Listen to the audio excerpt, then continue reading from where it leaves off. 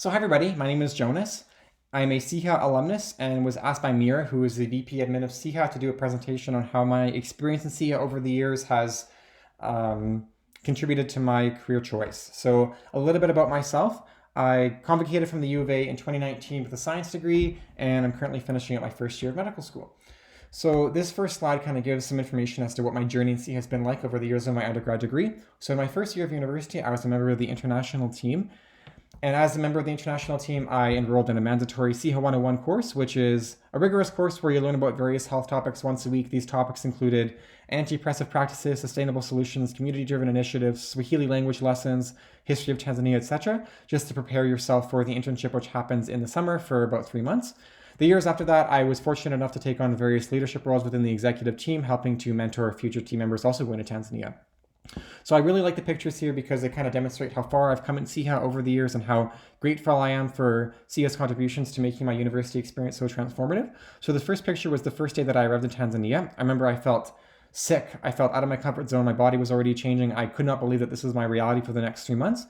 But luckily, the culture shock fizzled out pretty quickly, and it turned out to be a pretty awesome summer where I built up a lot of knowledge, skills, and resilience. And the picture on the right was taken at a Board of Governors meetings we had back in the summertime.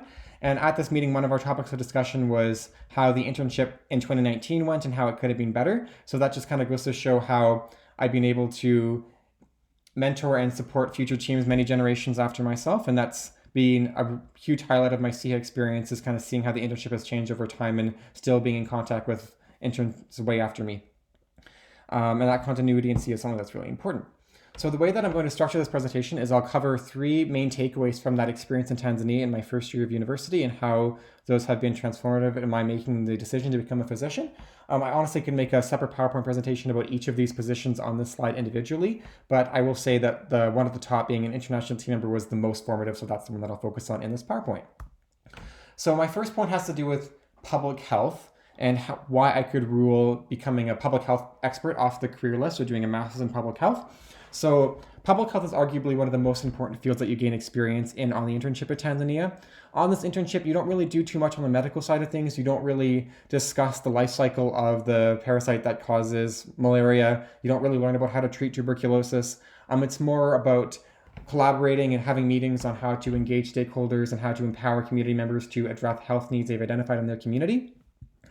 So before this internship, I really didn't have a good idea as to what public health was like. And I soon realized that a lot of the conversations that we were having, a lot of the planning that we were doing in organization, we were doing behind the scenes, although it was interesting and helped me develop a lot of critical thinking skills, I soon realized that I could not do that for the rest of my life, just because that's not really how my brain works. I kind of prefer to be a little bit more on the front lines, working with people that you're serving directly.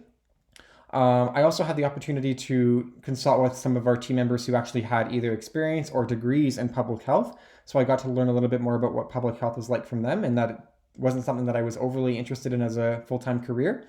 Also, I realized that a lot of our discussions regarding public health required to have some kind of structure or framework to them, and that came in the form of different complex frameworks or logic models to help organize your discussion.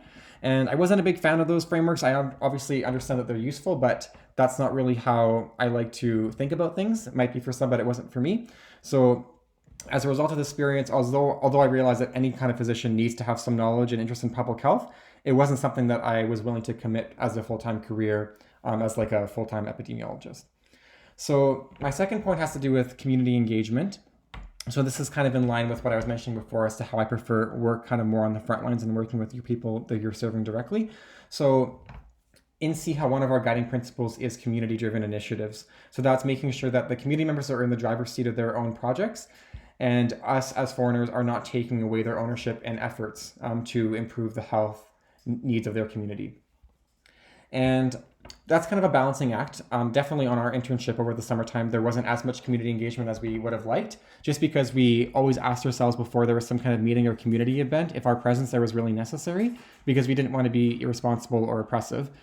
But I will say that the times that it was appropriate for us to be there and engage with the community, those were definitely some of the highlights of my summer. And that kind of made me realize that I was interested in working with people a little bit more directly. So this can kind of serve to explain why I was interested in becoming a physician over, let's say, a full-time health researcher. Just because as a researcher, you're working more behind the scenes. You're not necessarily seeing the impact of your work immediately after you do it. Sometimes, for example, a publication can take years before it can actually have an impact. But as a physician, you're kind of working more on the front lines and with people directly, and that was kind of more up my alley.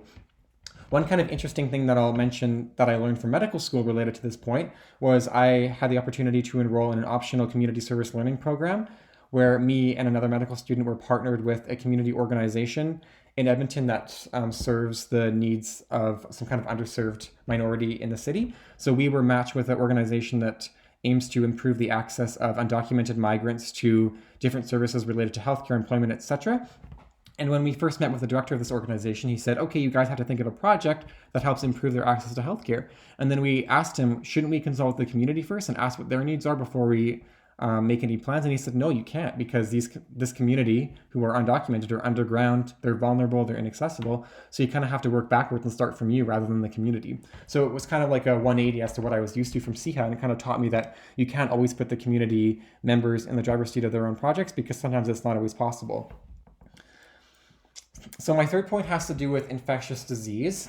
And basically, to summarize this point, I was not only interested in the impact of the healthcare concerns that people in Tanzania had on the community and society, but I was also interested in the medicine behind them.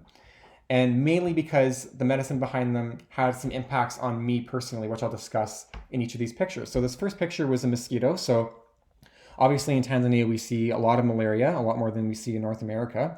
That comes from obviously the mosquito. And I have a picture of my feet like a week after I arrived in Tanzania. All the mosquito bites I had on my feet, honestly, I couldn't even move my toes. I had probably had like 30 bites on my feet. It was ridiculous. It was because I wasn't using my bed net properly, so it was my fault. And luckily, I was taking anti-malarials, but it made me realize that a lot of people in Tanzania don't have bed nets and don't have anti-malarials.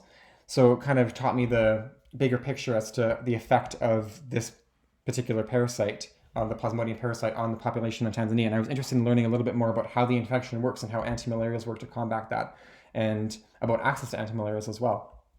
This middle picture here is a worm that I saw wriggling on a beach in Tanzania. You can see little spines on this worm, which is pretty creepy. But we saw similar lurking worms actually in our drinking water in the place that we were living. And when I saw that, it kind of made me think as to what the infection rates of different parasites like Ascaris are in people in Tanzania. Probably a lot higher than what we see in Canada. Unfortunately, a lot of these people in Tanzania who are infected with these types of parasites in their drinking water probably don't have the necessary treatment to rid themselves of that parasite. And, it's not uncommon for people to travel to Tanzania and return home and become infected with these parasites. And luckily, we have access to these types of medications that can help kill them. And I was kind of a little bit interested as to how the parasite's life cycle works and how the medications works to combat them, and how access to those medications are not always ideal in a place like Tanzania or other countries.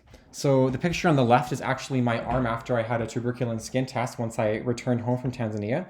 So a nurse injected a protein from the mycobacterium into my arm under my skin, and I actually had a positive reaction, which meant that I was exposed to mycobacterium at some point in my life.